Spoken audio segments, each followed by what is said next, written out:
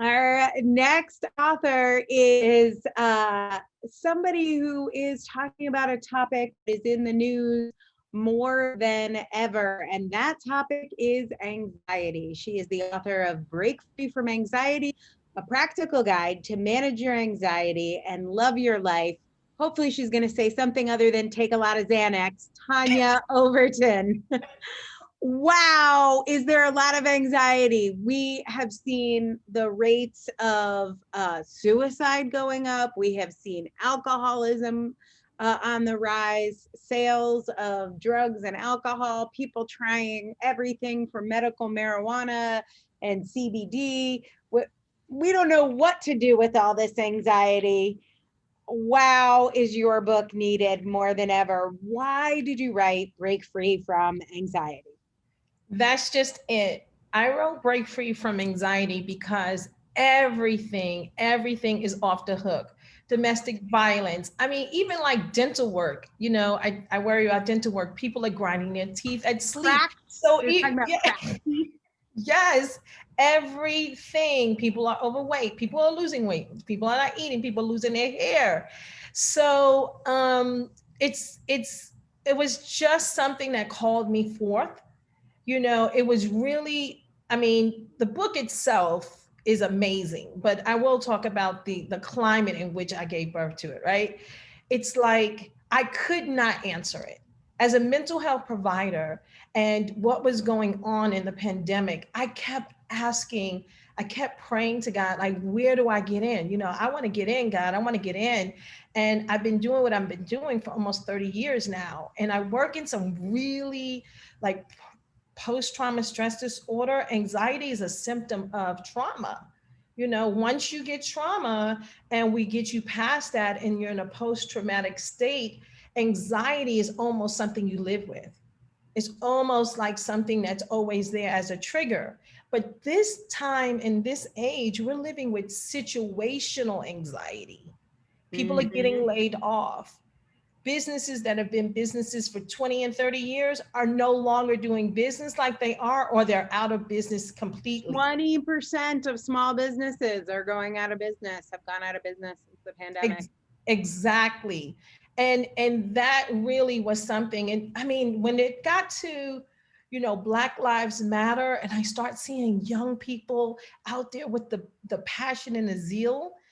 And I mean, I grew up in the 60s, and so I was like, I understand civil rights, but I'm more of a human rights, advocate with some of the work I do with human trafficking and stuff. And so anxiety was it called me forth. And, the book is really about taking and translating the clinical aspects of anxiety for everyday conversations, everyday lives, everyday living in situations, events, and circumstances in everyday people's lives that are impacted right now by overthinking, worry, and anxiety over their future, because this book Mhm. really gives language to like real people's lives, like people I've actually worked with that either were in trauma or anxiety and depression clinically. And I've taken that language to everyday language for what we're dealing with right now in the pandemic.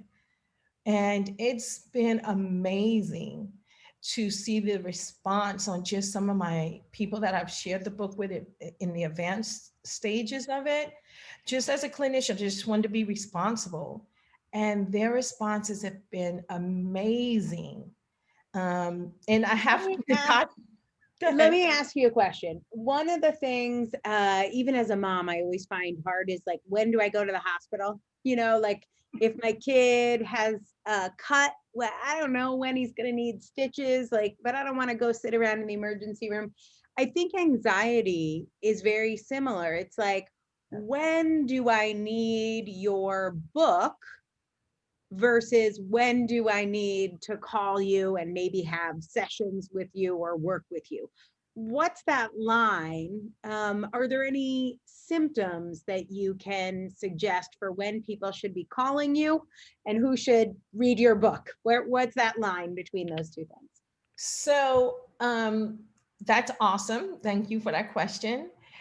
Chapter 4 of my book is really a chapter for clinical assessment, but in an everyday language type of way. So you get to, as the care provider of your own self, being responsible for your own cuckoo for Cocoa Puffs when your mind just keeps going and you're like, okay, do I go to the doctor or do I just chill out? I need to breathe. You know,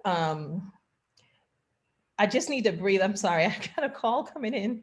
And that's perfect timing. Right.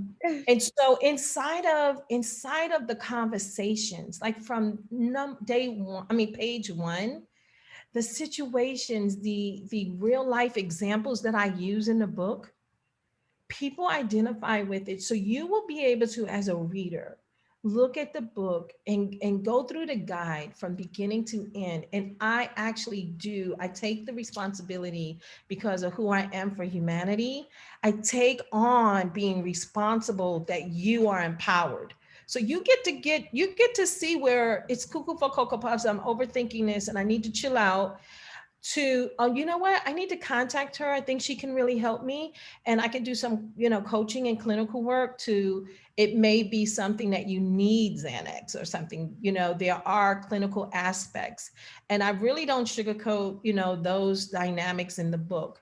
It's not a book to disappear anxiety, but to break free from the impact and the pressure that's on you and on your thinking, your mind and your body, and you actually taking power to really shift your paradigm for your identity. From, and I do this with, like, again, human trafficking victims and just domestic violence, and I have a way of shifting who you are and your identity in relationship to anxiety, right? And then in relationship to your power and the source of who you're Mm. going to be in this situation, who you're going to be in this event. Like, yo, these circumstances are these circumstances, but I'm who I am and I get to say and just create the future and the life that you love. And I take you through that. And at the end of it, you should know, you know what, I need extra help, or this book is good. This gives me some practices to practice, but I definitely need to contact her, or I definitely need to go to the doctor because it's beyond that. Well, that's why I think everyone should get this book right now, because I think we are all in a state of trauma. Yep. So many of us in a state of anxiety. I think you should know where you are and where that line is. It's almost like we all have to become mental health experts in this environment for ourselves, for our partners, for our kids. We need more training here. So I think it's really an important book for that reason. And I think that in one of the chapters, I say you have to locate yourself. It's Mm. like at the mall, if you're standing at the entrance of the mall and you're trying to get to the food court or you're trying to get to Macy's, you have to locate, I am here. And Mhm. that's something that actually empowers you for the instructions and guide in the book. That actually will empower you once you get to locate yourself. And I'm really excited about the therapeutic model for communicating anxiety in your life to your family and your community, as well as to your doctor. Yep, love that. Super powerful. Anxiety is a big piece of writing a book. A lot of what comes up and stops people from writing is just the anxiety about, am I good enough? Will I be judged? Will people like it? Do I really have something to say? We can spin out on that and not get our book done. We have some training I do, but also Ramses, as our author support, uh, helps with that anxiety through the process. I wonder if that came up for you, and if so, how you managed. Okay, so you're making me sweat already Yeah. because that did come up for me. Um, and then you're gonna also make me cry because there was a point in time when I just surrendered, and I knew this book needed to get out, and I knew the universe was calling me and wanted my voice print on impacting what it is that we're dealing with as human beings on this planet together. And at some point the book started writing me, and I did experience different ways of anxiety that I had to apply and implement. And I think from the application to my last call with Natasha, if it weren't you, there would be no me. It's like I am you, you are me. And she was born for me to breathe the book. And this book is so authentic, and I didn't hide from anxiety.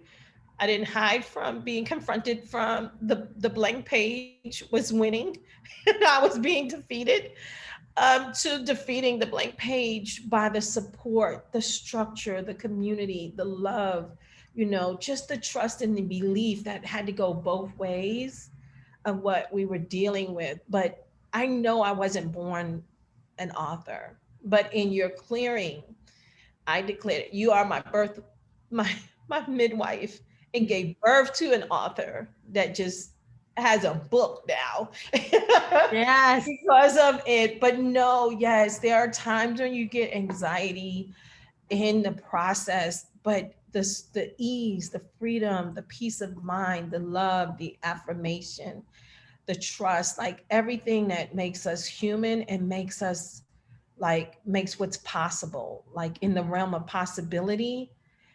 Your team, there's a special mojo of who you are and how you handpick not only the people who you is on your team, but how you picked me, like how you picked Mm, us, yeah. and being a clinician for 30 years and a coach, but not an author, or not being able to speak it in relationship or hug or touch people, but then having to touch it with words. You are amazing, and I and my family thank you. And I thank Ramses, I thank Natasha, and I thank the Author Incubator team. I thank my cohorts. And I am so excited for what the world is going to see, because this book is, I already know it's transformed so many people because of this relationship, this partnership. So thank you. Thank you. I think that answer was such a gift because we can look at other people and think, well, her book's about anxiety. She must have it figured out. I have worked with thousands of authors. All of them have anxiety. About it doesn't matter what you're an expert in. Marianne Williamson, who's our one of our mentors on our team, says you can't priest yourself. It doesn't mean you're a failure because you got help. It means you're a success because you got help.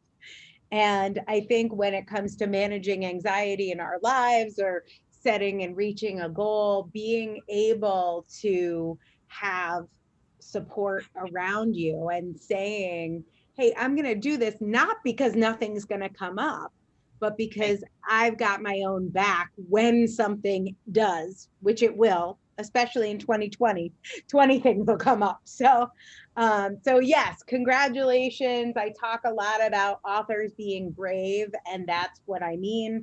Thank you for modeling that, because I think people watching will learn so much from that you're not alone and you can do it. So congratulations. Break Free from Anxiety, a practical guide to manage your anxiety and love your life. There it is, royal purple, just like Tonya M. Overton. Congratulations. Thank you.